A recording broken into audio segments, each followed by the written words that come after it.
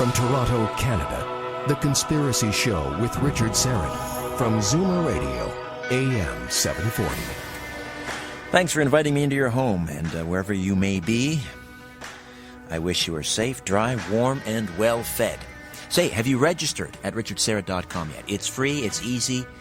Just log on to richardsyrett.com, click on the member area login button on the left-hand side, and that'll gain you access to member-only areas of the website, like past show archives, audio archives. And plus, you'll receive my brand new newsletter, The Dead Drop. It's an old espionage, a tradecraft term if you're not familiar with it. Anyway, if you haven't done so already, do it now while you're listening to the program while it's top of mind, richardsyrett.com. A couple of weeks ago on the program, I was talking with Rosemary Ellen Guiley, who joins us once a month, about this remarkable story of this young boy in the Golan Heights near the Syrian-Israel border. And he's of the Druze ethnic group. And in his culture, the existence of reincarnation is accepted as fact. And his story, nonetheless, had the power to surprise his community. So he was born with this long red birthmark on his head. And the Druze believe, as some other cultures do, that birthmarks are related to past life deaths. So when the boy was old enough to talk, and I believe he's about 3 years old at the time, he told his family he'd been killed by a blow to the head with an axe in his former life. Now, it's customary for elders in the village to take a child at the age of 3 to the home of his previous life if he remembers it. And the boy knew the village he was from. So there they went. And when they arrived in the village, this boy remembered the name he had in his past life. And a village local said the man the boy claimed to be the reincarnation of had gone missing 4 years earlier. So his friends and family thought he may have strayed into hostile territory nearby, as sometimes happens in that region. The boy also, get this, he also remembered the full name of his killer. And when he confronted this man, the alleged killer's face turned white. But he didn't admit to the murder. The boy then said he could take the elders to where the body was buried. Oh, this just gets better and better. And in that very spot, they found a man's skeleton with a wound to the head that corresponded to the boy's birthmark. They also found the axe, the murder weapon. Faced with the evidence, the murderer admitted to the crime. True story. Unbelievable. And this story has stuck with me for several weeks. And here's my dilemma. I put everything through my faith filter, as you know, as an Orthodox Christian. And reincarnation is not currently part of my faith. It doesn't square with the biblical narrative. And yet there is this story of this young boy, and there are enough other examples like this to fill several volumes. And I've also, as you well know, witnessed several past life regressions, and I've seen some things that have amazed me and shocked me. I've even had past life regressions performed right here live on the air, some more remarkable than others. So this subject of reincarnation and past life regression, it fascinates me, but it's also very problematic, and I continue to struggle with it. I know a number of Christians who have no problem with the concept of reincarnation. And of course, there is this whole school that believes that the early Christians, in fact, did believe in reincarnation, but it was somehow expunged from the Bible. I don't know. I wish it were that easy for me, but it's not. Maybe one day. Who knows? Maybe tonight is the night I'll go all in on reincarnation. Maybe Dr. Ilana Gabor, who is standing by, will be able to help me resolve this. Maybe not. It doesn't really matter, though. I don't need to be convinced. Something's going on with past life regressions, and I don't get tired of talking about it. And judging by the emails I receive after I do a show on past lives, neither do you. A couple of years ago, my television partner and I went to L.A. to film a couple of past life regressions in hopes of producing a pilot for what we think will be a pretty good television show about past life regression therapy. And while we were out there, I met Dr. Elena Gabor, a medical hypnotherapist, and then we had the late actor David Carradine's ex-wife, Marina Anderson, undergo a past life regression. And Marina was still struggling with some issues relating to her relationship with David Carradine, who was a very talented but extremely troubled individual, as many of you probably know. So there we are in the hotel, and we filmed this regression, and it was very emotional and very real. And I was very impressed with Dr. Gabor, and I wanted to bring her on the radio program and ask her about the case of this young boy from the Golan Heights, and talk generally about reincarnation and past life regression. So that's where we're going for the next 45, 50 minutes. Dr. Elena Gabor is a researcher of the subconscious mind and human consciousness. She holds certifications in hypnotherapy, medical hypnotherapy, and hypno-coaching. She's a certified hypnosis instructor. In 1995, she received her license as a medical doctor of stomatology in Europe. This is equivalent of the doctor of dental medicine in the U.S., and later, she specialized in general stomatology. After 10 years of practicing as a medical doctor of dentistry, she redirected her focus towards researching a new field of study, subconscious medicine, the science of the subconscious universe. She's currently practicing medical hypnotherapy in Los Angeles and in Europe, helping thousands of people overcome their health and life challenges and explore their immortality. And she's the author of a brand new book entitled Home at the Tree of Life that sheds light on the mysteries of consciousness, life and death, and the underlying causes of physical and mental conditions. Dr. Gabor, welcome to The Conspiracy Show. How are you? I'm very good. Thank you. How are you, Richard? I'm very well, thank you, and it's good to speak with you again. It's been a few years. Yes, thank you for inviting me. I'm very happy to be on your show. Well, congratulations on the new book. But first, Thank you. I'm sure you're familiar with this story of this young boy from the Golan Heights. I just wanted to get your take on that. You've probably heard many similar stories, I'm guessing. Yes. Past lives seem to be a reality for my clients. We explore them for the purpose of healing. In past life regression therapy, it doesn't really matter if those memories are really past lives or they're just metaphors of the mind. It matters that the clients are able to resolve their current challenges. So whether those experiences are really past lives or not is not really important from my perspective. What I discovered, though, is that they're not actually past lives. They're simultaneous existences. Souls live simultaneous lives. There is no time. We've created time in this reality. So basically, all the lives happened at the same time. In other words, there's no past or future, there's only now. Yes, exactly.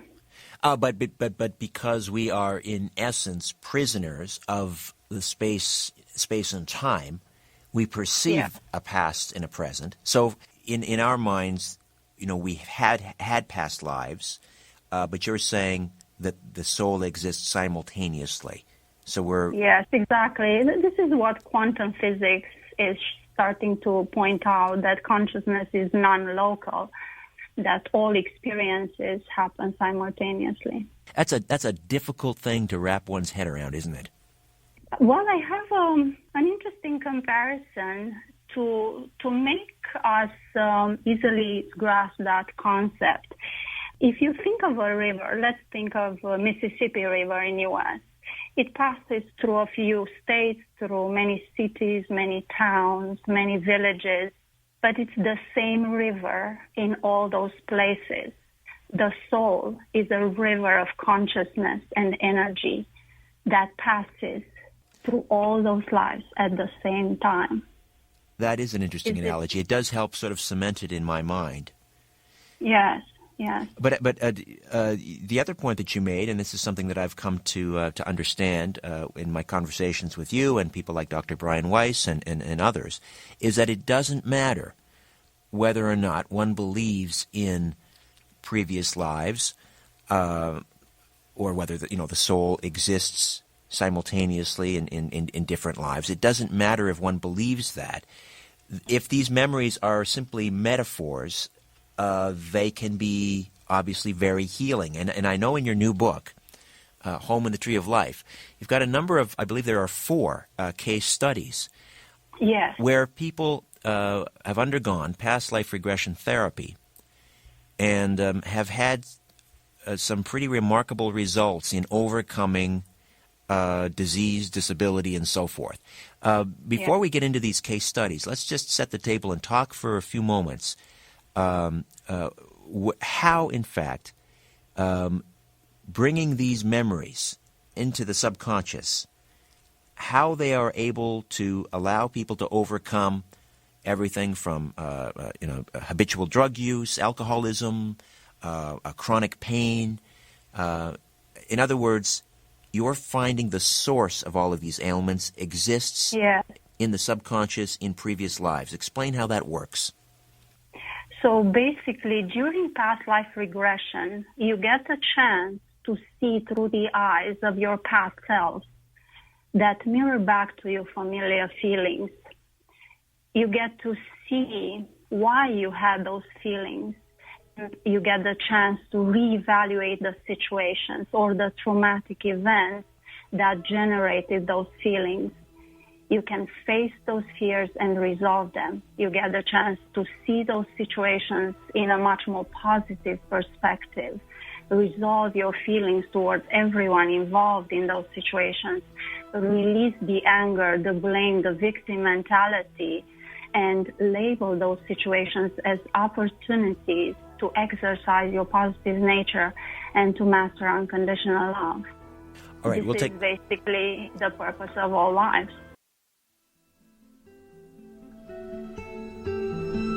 The world is being pulled over your eyes. This is The Conspiracy Show with Richard Syrett from Zoomer Radio, AM 740. To reach Richard, call 416-360-0740 or toll free at 1-866-740-4740.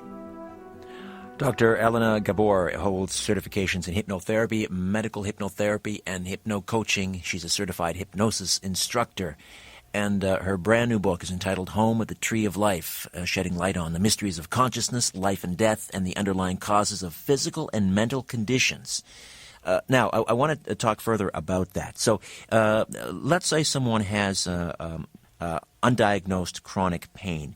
Give me an example of what you typically might discover in past life regression that reveals the source of that pain. Can you give me an example? Yes.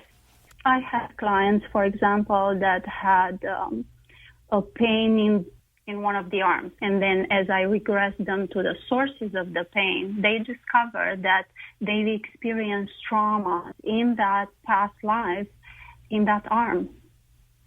They died in the war, or they had the arm amputated, they were shot, or experienced any other type of trauma. So they've carried that pain with them because they have not resolved their feelings toward what happened in that life. They have not forgiven the people that did that to them and carry those feelings of blame and anger and sadness with them. Once you resolve your beliefs, your thoughts about that situation, you resolve your feelings. That's how the pain and all the other symptoms disappear. And when you're dealing with an addictive personality, let's say someone who's an alcoholic, could you give me an example from one of your cases where the underlying cause was discovered in a previous life? I described 2 cases of this nature in my book, the case of Mia, the main character of the book, and the case of Professor Ben.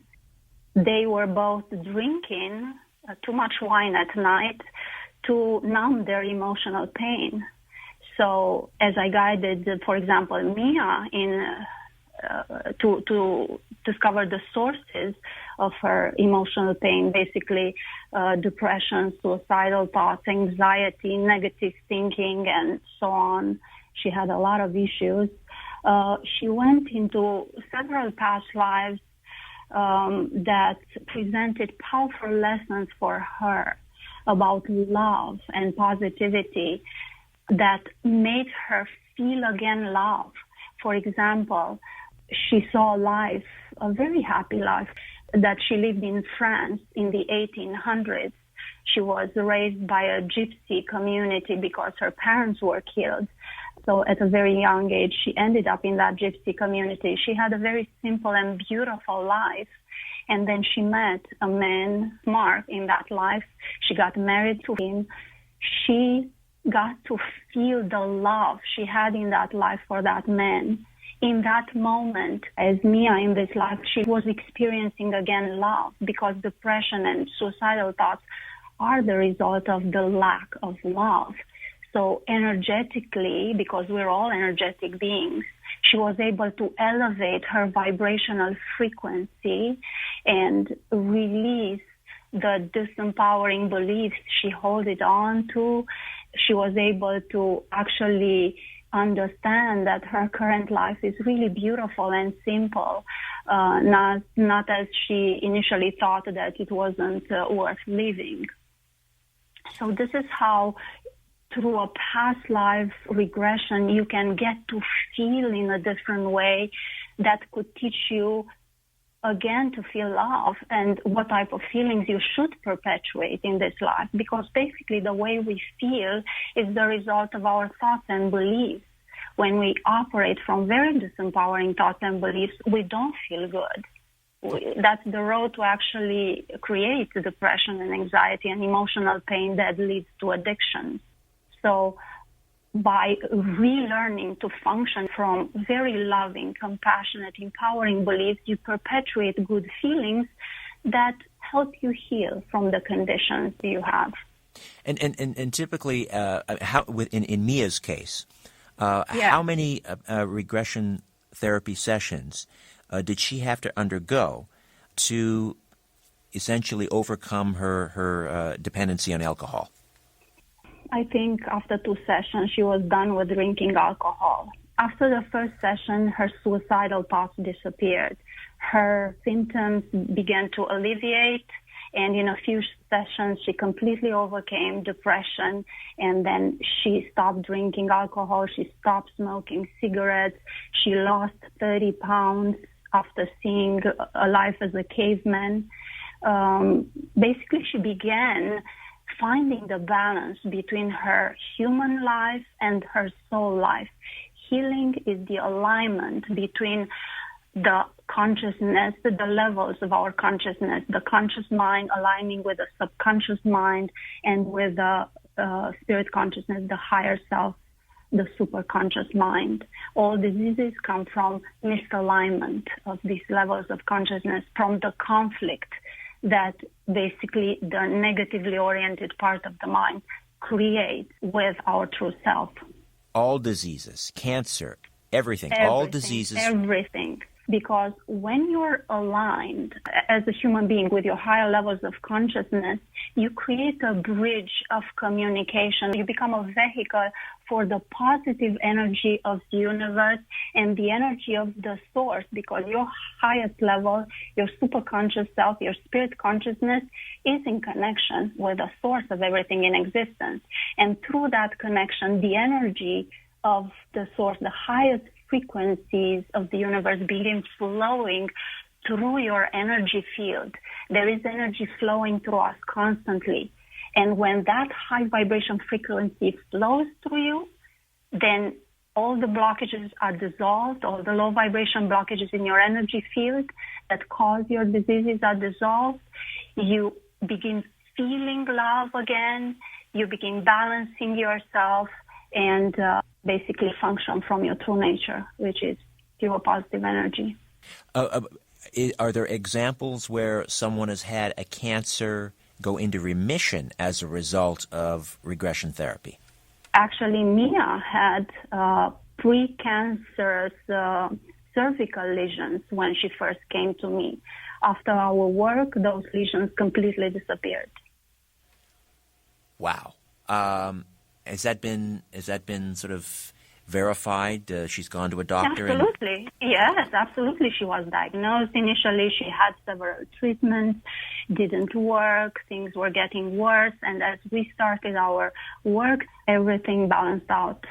Slowly she healed from everything, not only from one situation, from every condition she had. And she had many, as I told you initially. So, going back to the quantum physics, it sounds like that, correct me if I'm wrong, what you're saying is that a disease it manifests as some sort of a wave. I mean, and we know that in quantum, you can collapse a wave. Is that I'm oversimplifying it, obviously, but is that what's happening? You're essentially collapsing the wave?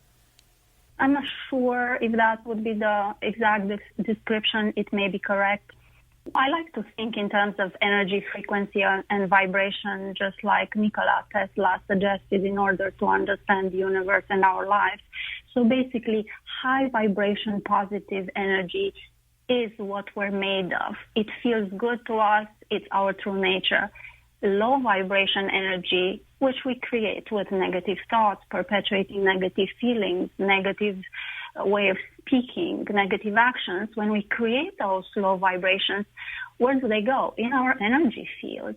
Slowly they accumulate, they block the positive energy flow through the body, and that's how our organs are unable to function properly anymore.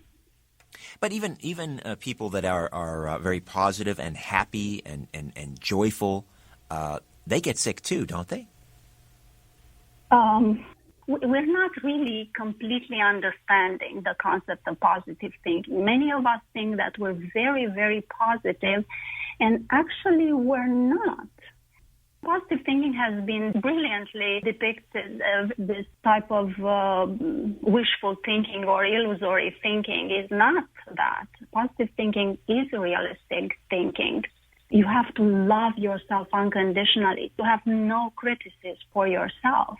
So very few people love themselves unconditionally. When you don't love yourself, you identify yourself with a negative ego, you create conflict between your levels of consciousness, and that's how you create diseases.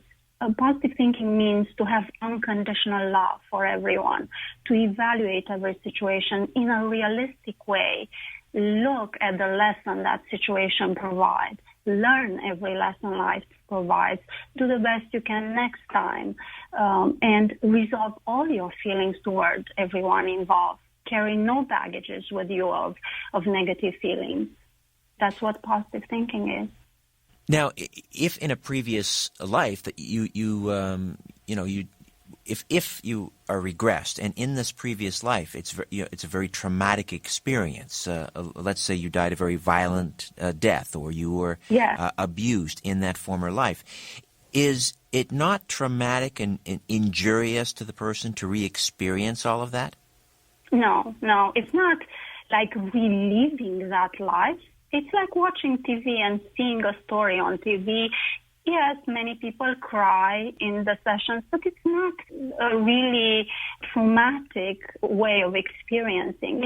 It's a beautiful way, actually. You feel really good. You see your life in a totally different perspective once you go through a past life.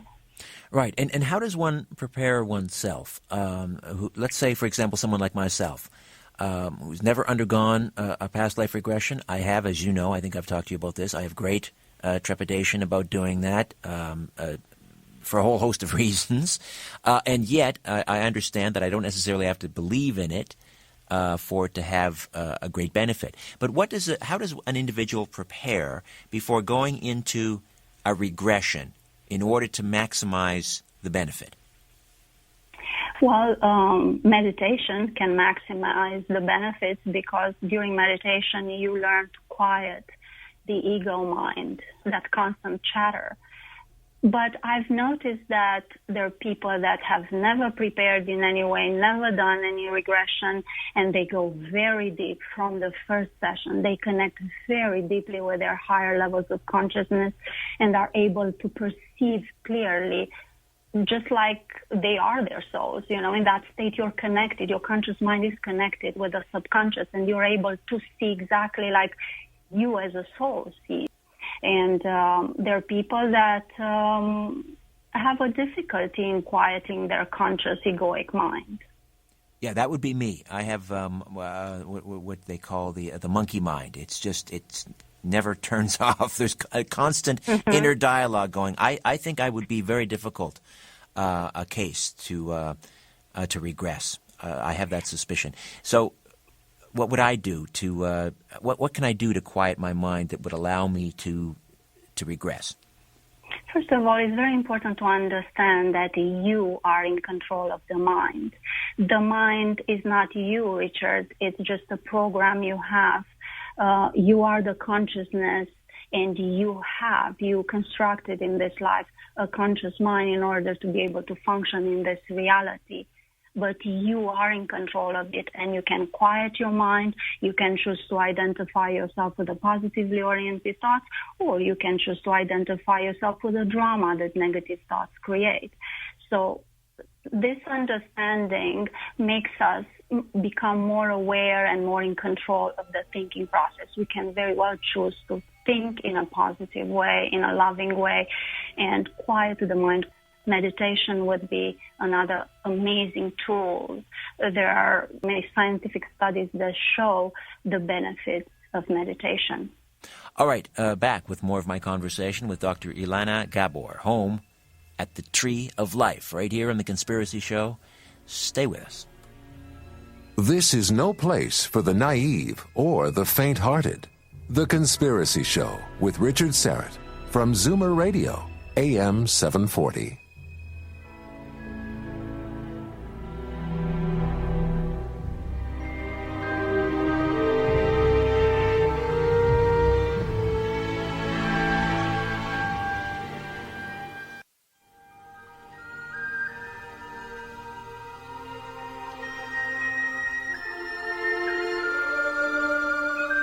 Where there's smoke, there's The Conspiracy Show with Richard Syrett from Zoomer Radio, AM 740.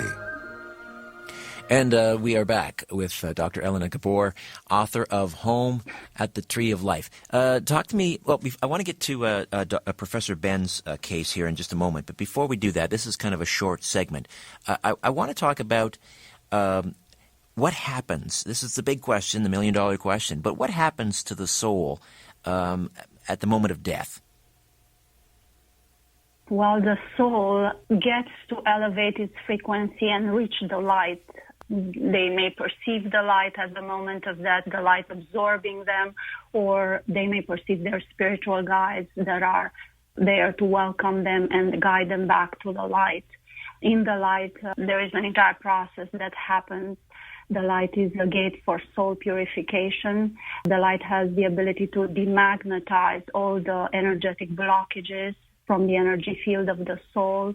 As the soul goes through different gates there in the light of evaluation of the life it just ended, the soul gets to enter beyond the light, the ultimate reality, the heaven described in religion, the infinite non-physical reality that is at the base of everything in existence. That is our soul's eternal homes. At that transition between the light and the ultimate reality, the soul re-becomes the spirit, the higher self, the superconscious level of consciousness. It enters home, and there the first stop is at the Tree of Life, which is the Akashic record place, where the soul leaves all its memories about the life it just lived and re-becomes its spirit consciousness. Based on the decisions it made about what would follow next, if the soul would choose to remain there for a while or reincarnate, it would go in its dimensions, if it chooses to remain home for a while or for good. And if it chose to reincarnate, then it enters a training program together with a spiritual guide. They get to create a new life with all the versions of that life that would give the soul the opportunity to progress in that life. And is there an average number of times that one soul will reincarnate, or is it very much an individual thing? It is, in a sense, an individual thing, because every soul chooses to incarnate as many times as it wants. Many souls, though, get to live almost an infinite number of lives. And at one point, do we stop reincarnating? When we've learned all the lessons? Is that the idea? We stop reincarnating when we reach the level of evolution of the source itself. When we reach that vibrational frequency, we reunite with the source. Can you tell, we often hear that expression, oh, you're an old soul. Can you tell when you meet someone roughly how many times they've been around, how many rodeos they've had, in other words? It's hard to evaluate that. It is very hard, but yes, you can identify an old soul. It's usually a person who has a lot of love for people, a lot of unconditional love, has a lot of forgiveness, a lot of kindness, a very, very supportive, loving person. How long does it take? What is the waiting period in terms of when someone dies before they reincarnate again? Is it a matter of minutes? Is it months? Is it years? It's a matter of at least a few months, because when you die, you stay in the light for about a few months, although it seems that just minutes have passed. For the soul, time has a different meaning. But for us, months pass until they reach home again, that ultimate reality. And why is it that some people, for example, this young boy who resides in the Golan Heights, why is it some people seem to have distinct, vivid, detailed memories of previous lives without the aid of regression, while others do not?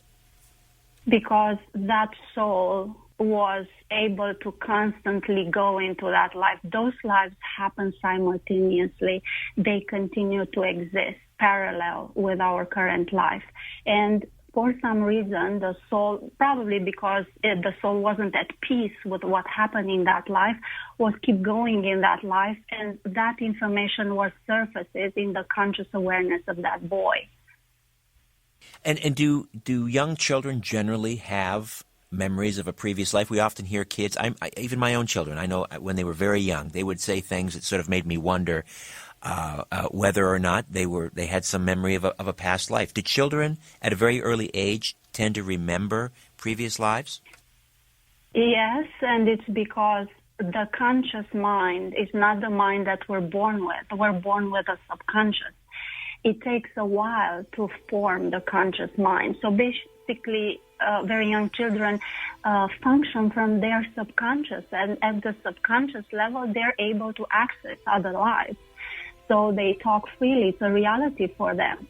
Only after humanity imprints its beliefs on you, when your conscious mind begins forming, slowly you start functioning from your conscious mind and disengage from your subconscious. All right, we'll take a time out. When we come back, we'll talk about Professor Ben, one of the fascinating case studies in Dr. Elena Gabor's new book, Home at the Tree of Life, right here on The Conspiracy Show. Don't go away. Loose lips sink ships, and sometimes corporations. Got something to say?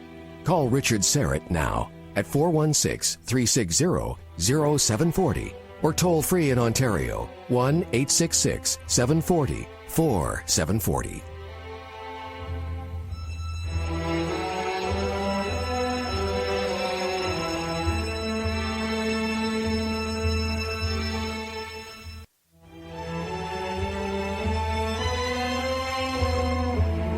Big Brother is listening, and so are you, to The Conspiracy Show with Richard Serrett from Zoomer Radio, AM 740. To speak with Richard, call 416-360-0740 or toll free in Ontario at 1-866-740-4740. Dr. Elena Gabor stays with us, and again, the book is entitled Home at the Tree of Life. The Orthodox psychiatric community and practitioners, this must just drive them nuts because, you have people like, the classic example, someone like Woody Allen who brags about being in psychoanalysis for 50 years, and, obviously it hasn't worked. And yet with a couple of past life regressions, Woody Allen could shed himself of a lot of that neuroses. Of course, he probably wouldn't make funny movies anymore. But I mean, what is the reaction from the mainstream psychiatric community? Are they embracing this, or do they think that it's a bunch of hocus pocus?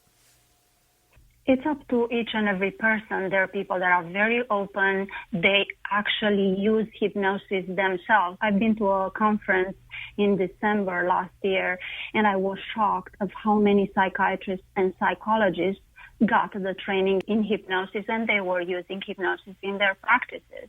So there are a lot of them that very much believe in these things, and there are a lot of them that are not really aware of the benefits, that they haven't studied it.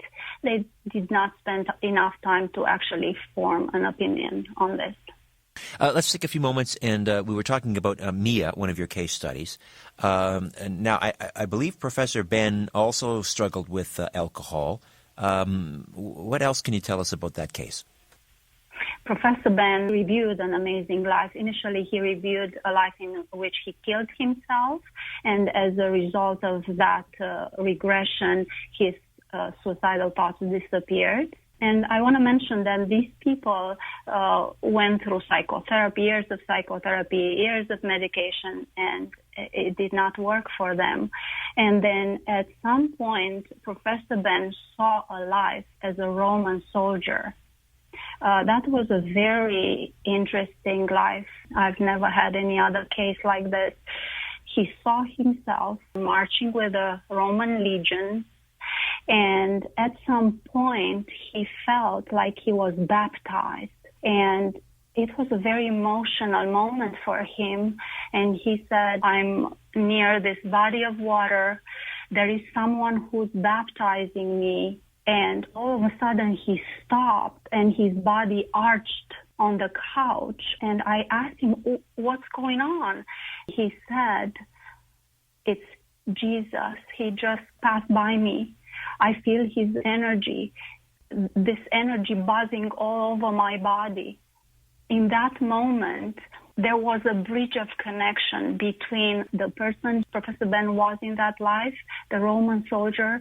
There was an energetic bridge of connection with his current body, and the energy that emanated from Jesus passed through him and healed him of depression, of the need to drink alcohol, sadness, and negative view he had on life. That was really fascinating. And Professor Ben, if memory serves, was a pretty hopeless alcoholic, was he not? Not hopeless. He was drinking a few glasses of wine every single night to basically numb his pain. He is actually chief of department at one of the most famous universities in the world. He's a successful university professor, traveled all over the world. He is very accomplished. But he had developed a physiological dependency on alcohol, is what I guess is what I'm saying. Yes, exactly. And so to break that in a few sessions, again, just... Yes, it is amazing. It's unbelievable how easily you can resolve your challenges. Is anyone taking this therapy into the prisons? Imagine the work that could be done with hardened criminals. I'm wondering whether that...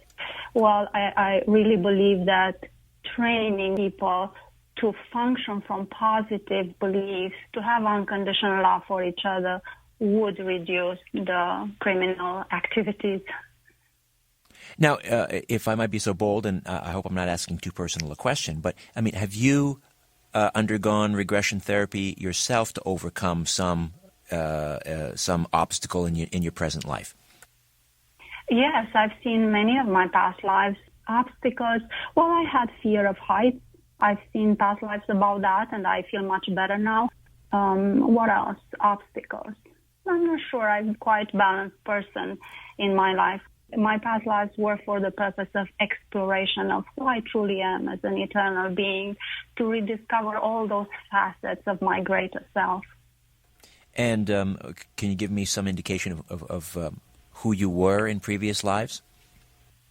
I've seen lives as spiritual teachers. For example, I've seen a life in Africa, a very simple life. I really love that life. I somewhere in the 1600s to 1700s. I lived a very long life. I was, I guess, a wise man. The warriors of the tribe were coming to me for advice. I was calling them my brothers. It was a life lived like in paradise, basically. Very simple, but very beautiful. Do you need to go to a regression therapist, or can you do that for yourself?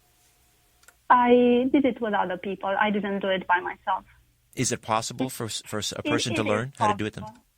I've seen a few of my lives by myself, but it's much easier when you do it with someone else.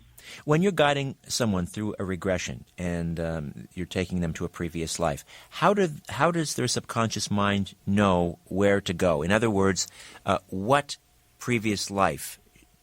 How does it know to which previous life, to which year to explore? Yes, it's not the subconscious mind who chooses that. Is the higher self and the spiritual guides. That's the job of the guides, to show you as a subconscious and as a conscious mind what challenges you had that are still influencing you. And these spirit guides, are they, what in the Judeo-Christian tradition we call angels? Are they the same thing? In a sense, but not really. Angels are energies that have been detached from the Creator with the purpose of protecting the souls that incarnate. They don't reincarnate. They don't go through human lives or any other lives. The spiritual guides are highly evolved souls with great experience in incarnation.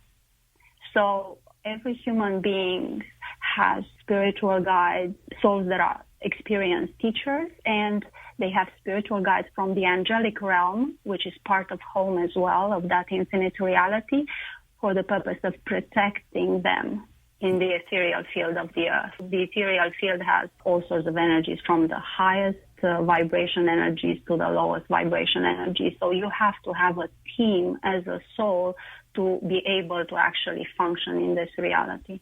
And when you die and you go into the light, and you say you stay there for several months, we often hear about the past or the life review.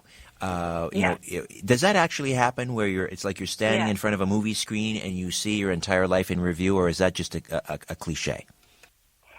Yes, there is an evaluation of your progress in the life you've just ended. It's not a judgment. It's a very positive evaluation. Basically, your guides will evaluate if you grew in that life, if you progressed or not. Still, I would imagine. I would imagine that would be a very painful thing to sit and watch. Imagine every conversation you've ever had with someone, every mean thing you've ever said to someone, every mean thing you've done. Yes. To relive it and to be confronted by that. That would be very, very difficult.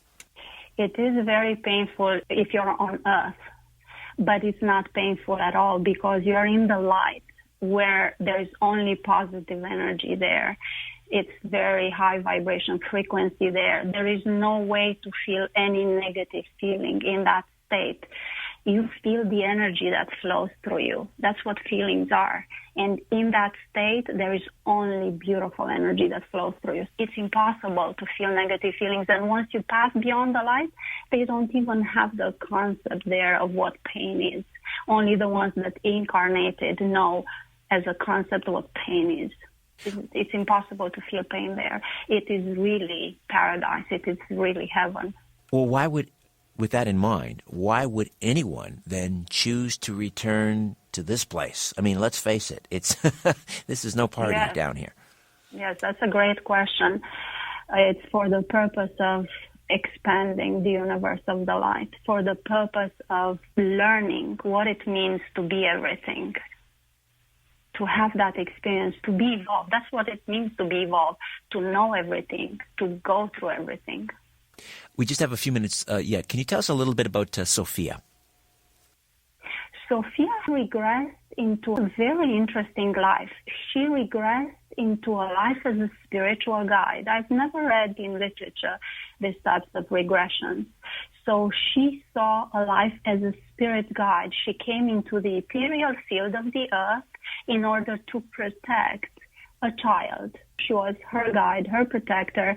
She was able to see in both fields, in the ethereal field, so she was able to see all the energies, everything that was happening in the ethereal field, in the cosmic plane or astral plane, however you want to call it, and at the same time in the physical plane. So that was fascinating. So she was, as you say, her soul was living simultaneously, but she was able to experience that. Her soul was living in two different... Yes, Sophia is an evolved soul that reached that level of evolution of having lives as spiritual guides. Well, Dr. Gabor, thanks for spending some time with us tonight. Again, the book is Home at the Tree of Life, and how can people get a copy of that? Going to Amazon.com and also on my website. You can read about the book. You can purchase it from there. My website is drgabor.com. Also, I have a Facebook page, Dr. Elena Gabor Medical Hypnotherapy. Can this be done remotely by phone, for example? Absolutely. I work with people from all over the world by phone, by Skype. That's fascinating. It makes no difference. It makes no difference if you're there with them or they're at the other corner of the world. That's remarkable.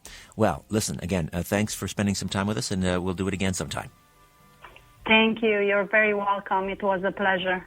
Dr. Elena Gabor, Home at the Tree of Life, and the website, drgabor.com. That's drgabor.com. Thanks to Tim Spreen for production. We'll be back next week with a brand new show. Not sure what's on tap, but I'll promise you it'll be a good one. In the meantime, don't be afraid. There's nothing concealed that won't be revealed, and nothing hidden that won't be made known.